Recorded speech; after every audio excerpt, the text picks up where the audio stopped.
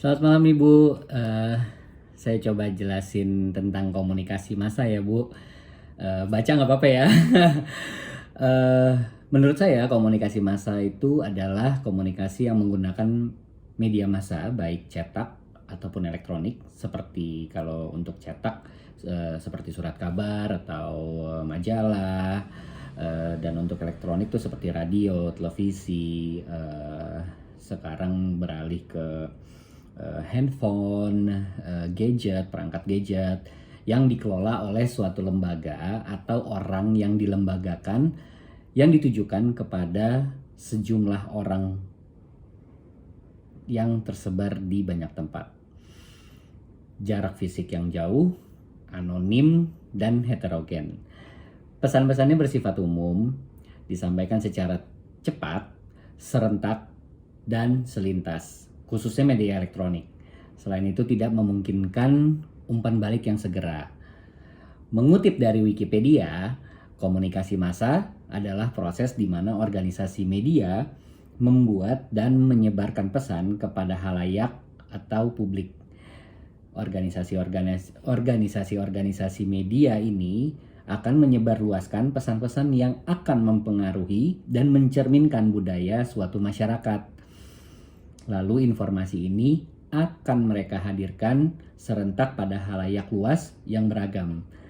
Hal ini membuat media menjadi bagian dari salah satu institusi yang kuat di masyarakat.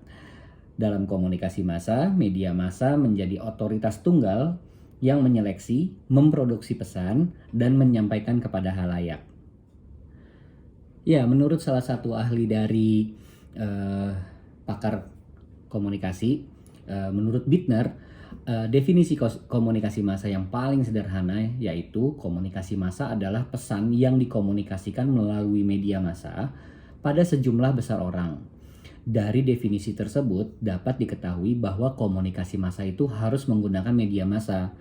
Jadi sekalipun komunikasi massa itu disampaikan kepada orang banyak atau halayak yang misalnya nih di rapat akbar yang terjadi di lapangan luas yang dihadiri oleh ribuan orang, bahkan puluhan ribu orang, jika tidak menggunakan media massa, maka itu bukan komunikasi massa. Media komunikasi yang termasuk media massa adalah radio, televisi, yang keduanya memang dikenal sebagai media elektronik. Surat kabar dan majalah keduanya disebut dengan media cetak. Serta juga ada media film. Film sebagai media komunikasi massa adalah contohnya seperti film-film di bioskop. Lalu poin berikutnya saya akan menjelaskan 5 macam teori komunikasi massa. Di antaranya adalah yang pertama itu ada teori agenda setting, lalu ada teori penggunaan dan pemenuhan kebutuhan, lalu ada teori kulvasi, lalu ada teori spiral keheningan, dan juga ada teori persamaan media. Nah, aku coba untuk jelasin satu-satu ya Bu ya, dari 5 macam teori komunikasi ini. Yang pertama itu adalah teori agenda setting. Pertama dikemukakan oleh Walter Lippmann tahun 1965 pada konsep The World Outside and the Picture in Our Head. Penelitian empiris teori ini dilakukan oleh McCombs and Shaw ketika mereka meneliti pemilihan presiden tahun 1972. Teori agenda setting adalah teori yang menyatakan bahwa media massa berlaku merupakan pusat penentuan kebenaran dengan kemampuan media massa untuk mentransfer dua elemen, yaitu kesadaran dan informasi ke dalam agenda publik dengan mengarahkan kesadaran publik serta perhatiannya kepada isu-isu yang dianggap penting oleh media massa. Contohnya, dalam hal ini, agenda setting media tentang hoax dibentuk oleh para pengguna media sosial itu sendiri. Tema hoax tentang politik seperti pemilu meningkat dalam kurun waktu tertentu dikarenakan pengguna media sosial atau netizen memiliki konsentrasi dan perhatian yang relatif sama tentang hal tersebut. Ada juga upaya dari pihak-pihak tertentu untuk memviralkan sebuah tema hoax untuk tujuan tertentu, semisal untuk menjatuhkan masing-masing kandidat presiden yang sedang bertarung dalam proses pemilu itu sendiri. termasuk untuk menjatuhkan kandidat presiden petahana yang masih berkuasa. Begitu pula dengan konten hoax, agenda media yang terbentuk di media sosial mempresentasikan kepentingan para netizen. Bahkan ada konten hoax bidang kesehatan yang termasuk konten hoax terbanyak. Agenda setting media sosial yang terbangun oleh netizen menganggap konten tersebut penting untuk segera diketahui oleh khalayak lainnya dari benar tidaknya konten tersebut. Ya, lanjut ke teori kedua ya, teori penggunaan dan pemenuhan kebutuhan. Teori ini adalah salah satu komunikasi di mana titik berat penelitian dilakukan pada pemirsa sebagai penentu pemilihan pesan dan media. Pemirsa dilihat sebagai individu aktif dan memiliki tujuan. Mereka bertanggung jawab dalam pemilihan media yang akan mereka gunakan untuk memenuhi kebutuhan mereka, dan individu ini tahu betul kebutuhan mereka dan bagaimana memenuhinya. Media dianggap hanya menjadi salah satu cara pemenuhan kebutuhan, dan individu bisa jadi menggunakan media untuk memenuhi kebutuhan mereka, atau juga bisa jadi tidak menggunakan media dan memilih cara yang lain. Ya, contohnya yaitu yang pertama, dalam pemilihan selera musik. Biasanya kita menentukan selera musik kita berdasarkan mood. Di kondisi-kondisi tertentu seperti kita lagi bahagia atau lagi sedih, pasti kebutuhan dari si selera musik kita ini akan berbeda, dan banyak jenis musik yang dapat dipilih, dan pilihan kita menunjukkan kebutuhan tertentu yang spesifik. Di saat yang bersamaan juga, kebutuhan selera musik kita ini menunjukkan jati diri kita dan kesadaran sosial kita yang lainnya. Oke, lanjut ke teori kultivasi. Teori kultivasi adalah teori sosial yang meneliti efek jangka panjang dari televisi pada khalayak. Dikembangkan oleh George Gerbner dan Larry Gross dari University of Pennsylvania. Teori kultivasi ini berasal dari beberapa proyek penelitian skala besar berjudul Indikator Budaya. Tujuan dari proyek Indikator Budaya ini adalah untuk mengidentifikasi efek televisi pada pemirsanya. Menurut Gerbner dan Stephen Mirirai tahun 1976 mengemukakan bahwa televisi sebagai media komunikasi massa telah dibentuk sebagai simbolisasi lingkungan umum atas beragam masyarakat yang diikat menjadi satu, bersosialisasi dan berperilaku. Nah, teori kultivasi ini memusatkan perhatian pada dampak menonton tayangan televisi pada perilaku penonton dalam jangka waktu yang panjang.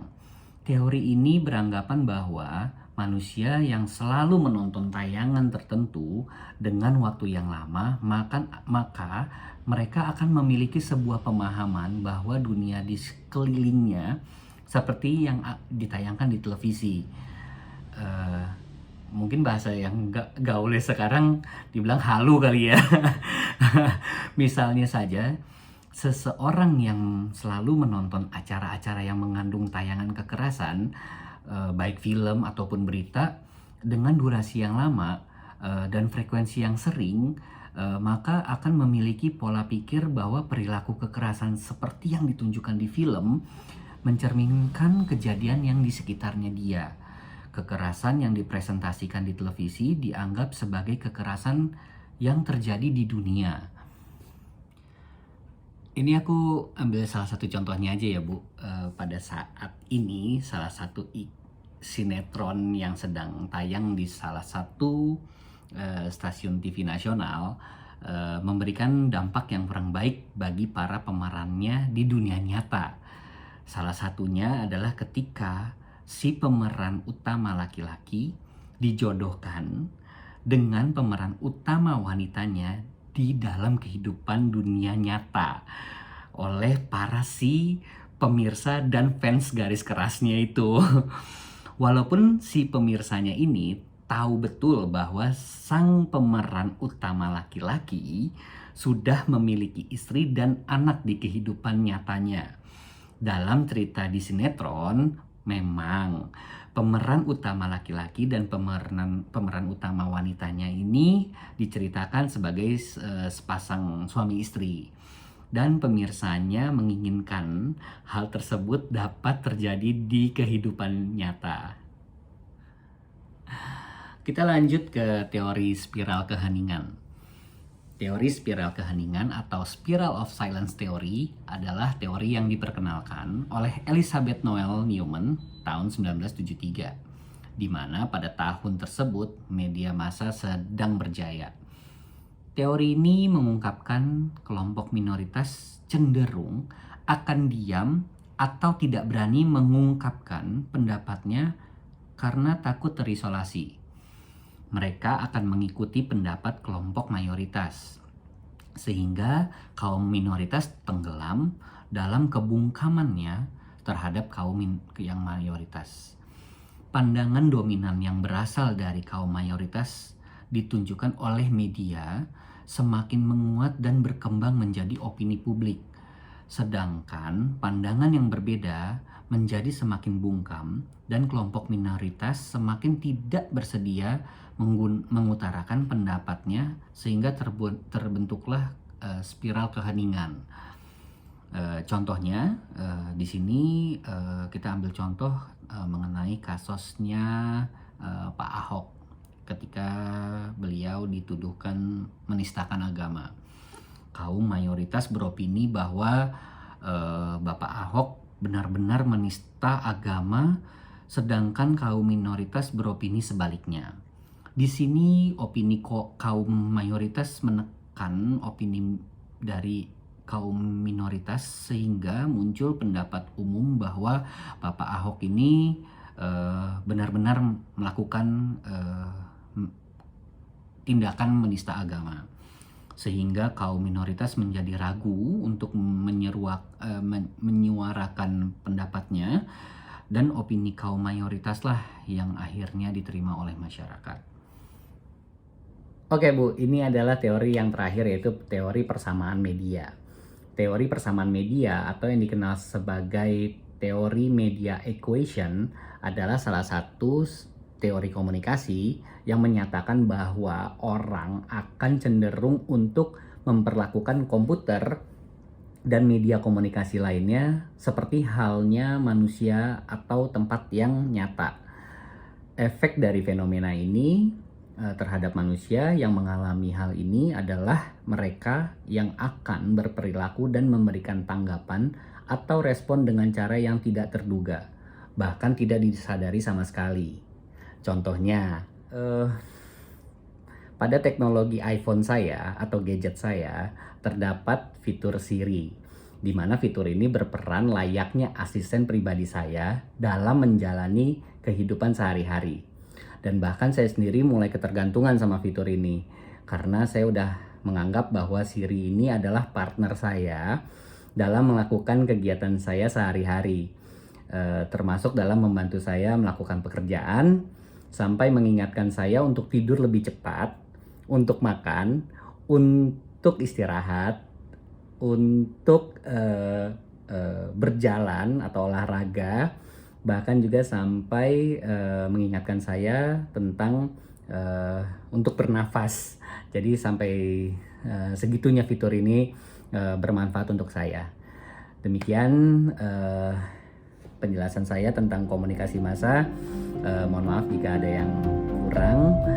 Terima kasih banyak atas perhatiannya. See you guys.